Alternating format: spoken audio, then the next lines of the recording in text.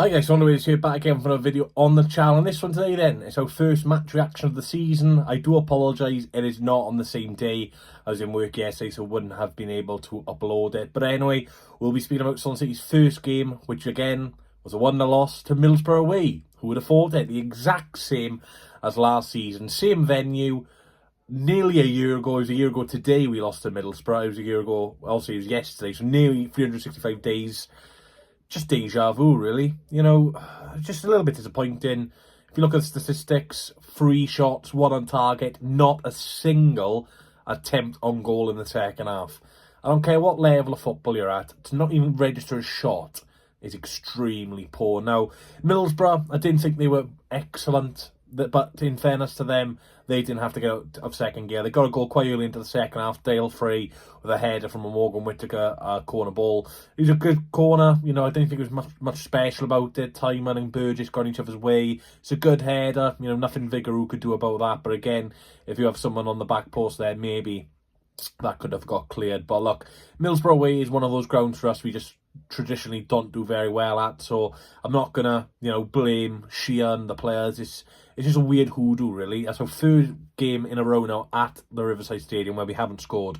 So yeah, we've got a really poor record there. The last time we won there with fans was back in 2011 when we won 4-3, I think. I think that was the season we went up. So yeah, it's been a very, very long time since we did really well at Middlesbrough. But yeah, in terms of the lineup, it was Vigouroux in goal, Tyman, Burgess, Cabango, who made his first start after not playing any of the pre-season games, and Josh Key. We had Galbraith, Fulton and Franco, and then we had Omji Song, Liam Cullen and Ronald. Now, Ronald actually had our best effort of the game, a half volley, a long ball to Cullen. Cullen does well to hold it up, and Ronald on the half volley, about 30 yards out, it's not a bad effort, and that was our best chance, really. Cullen had a header, comfortably saved.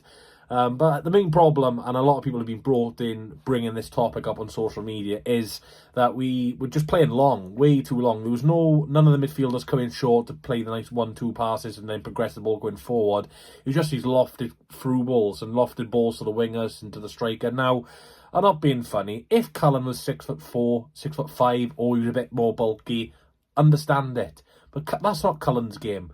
Cullen really does struggle in this type of formation. Now, with our midfield, Galbraith, Franco and Fulton, there's just no creativity there at all. There's a very limited amount of creativity. Obviously, Fulton, we all know what Jay Fulton's game is. He's a player who can come on in the last 15 minutes, get a couple of fouls, take a yellow card and see the game out for us. He shouldn't be starting games, especially the first game of the season anyway. Franco, obviously, we all know what he's about. A very, very good midfielder. Obviously, wasn't his greatest game yesterday. Galbraith yesterday was one of our best players and then gets substituted. So I don't really understand how he got substituted, not Fulton, but obviously that's a question for Alan Sheehan to make. But yeah, Ronald played well, to be fair. Again, he got substituted when we need a goal.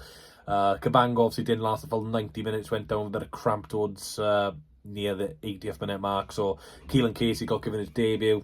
So yeah, great to see him get his debut. But Cabango again, rushing him back. It's a big risk. Look, if Cabango got injured yesterday, Sheehan would have had a lot of questions to be answered for. I can understand why he's done it, but for me, I just don't really like rushing players back, especially for the first game of the season. If this was, towards the end of the season, you have to win the game to get into the playoffs, promotion, to survive, then understand it. But the first game of the season, where realistically nothing gets decided on the first game of the season, obviously a lot of teams are still a bit raw. To rush him back, I think, was very poor management from Alan Sheehan, in my personal opinion, regardless of the result. Now, look, Cullen, again, didn't think he had a great game, but in fairness to him, there was no service. And the real worry for me is just the lack of creativity.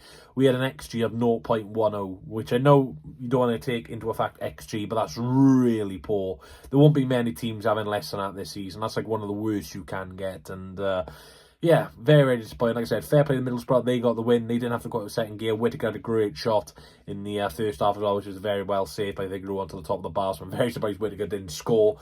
Obviously, he's still waiting for his first Middlesbrough goal since joining in January from Plymouth. But yeah, look, we've got Crawley on Tuesday now, which I'm fully expecting 2 or 3 goals. No disrespect to Crawley, but they've started the season off very poorly in League Two. They're 23rd at the moment. Just lost at home to Newport County 2-1. So I'm not being funny. If Newport can score 2 past Crawley, then I think we should be able to score at least 2 goals. But anything is not being a given at the end of the day. Sheehan's not had a not had a chance at playing a cup game at Swansea, so it's going to be his first cup game, so we'll see what sort of team he puts out. But for me, I'd like to see players like Cameron Congreve get a chance. Obviously, he is a player who can create. Ollie Cooper, potentially, as well. I want to see a lot more creativity. I don't see the need to play three, defensive-minded players. I'd play one of Franco, Galbraith, or Fulton, one of those three, because all three of those are defensive-minded. And then you can play Cooper, maybe Cottrell, Congreve, Cullen even, if you want to play him there. We just need a bit more creativity in the middle of the park, and hopefully a Noosa can start as well. Podnik, I'd like to see being given a chance as well. But yeah, I think Tuesday's an important game for us, just to get that first competitive win out the way. If we lose to Crawley now, or draw and lose on penalties, it just lowers that feeling down. If we can get a win now, just get this game out of our mind. And also, we're playing Sheffield United on Saturday, which is a tough game. I know they did lose 4-1 home to Bristol City, but when you are playing a team who just got battered, especially at home, you just know they are going to look for a reaction, especially when it's Ruben Sellers' only second championship game in charge of Sheffield United. So, again, Sheffield United, another team we don't do really well against. We've lost the last 5 in a row against them. We haven't scored in many of those games either. So yeah, it's going to be a really tough game Saturday. Obviously, I'll take a point. Obviously, still early days. It's not like a must win, must not lose, nothing like that. But we definitely need to see a performance. And after that, then we've got Watford. So we've got 3 home games in a row now, including Crawley. So hopefully it's a chance to build momentum. But in terms of man on the match, I'm not really sure who you can give it to. We didn't score, didn't create many chances. Maybe just give it to Vigouroux just to make an out-great save. But it was a lot of very poor performances yesterday. And again, Cameron Burgess again. I don't know, man. He just doesn't seem happy, does he? I'm not sure if it's just his character or anything like that. But I don't know. I'm just not getting great vibes off Burgess at the moment. I'm not sure whether he's still trying to settle in and stuff like that. But his whole demeanour, it just doesn't look great. Even when he was doing the signing the autographs, he was just looked very down. And yeah, I'm not too sure about this Burgess signing at the moment. On paper, it looked a great signing, but I've got to admit, I've got my doubts already. Tymon again, defensively, him and Burgess for the corner. I'm not going to individually blame anyone there. It was both of their faults, essentially. Key didn't have the greatest of games. Again, with Josh Key, it's the same story as last season. It's just defensively, he's not good enough. Generally, I should be tempted to Galbraith there already. We've seen what Key's about now, and for me, he's just too inconsistent. I just don't think he is a championship level player.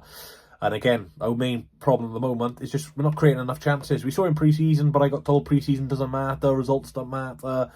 This is why pre-season matters. You need to get some momentum going into the season. You need to see some.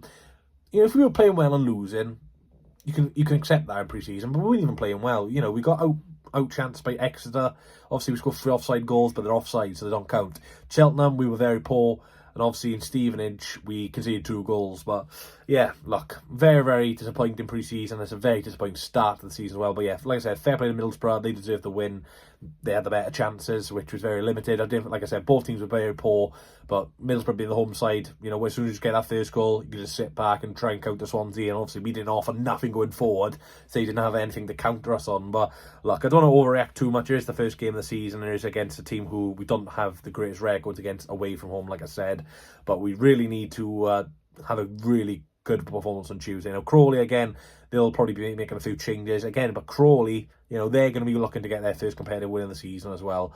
So 7 p.m. kickoff on Tuesday. There will be a watch-along for it and for the game on Saturday. So watch-alongs will be back, like I said. Hopefully the match reactions in the future will be on the same day. Make sure you follow my TikTok in the comments down below and all my social medias, because I do my reactions on there as well. And any breaking transfer news at the moment. But yeah, we are desperate for some signings. That number 9 position, my word, needs strengthening badly. Like I said, it's the same story as last season. I just can't believe we've gone into the new season with the same problems as last year. It's really, really poor. But anyway, hopefully you enjoyed. Leave a like, comment, subscribe.